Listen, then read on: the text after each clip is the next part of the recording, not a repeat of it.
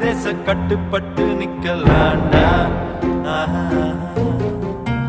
அடிச்சா வச்ச குறி சிக்கணுமையோ, குடிச்சா சமுத்திரம் மாட்டணுமையோ, நினைச்சா நினைச்சது நடக்குமல்லோ, இழுத்தா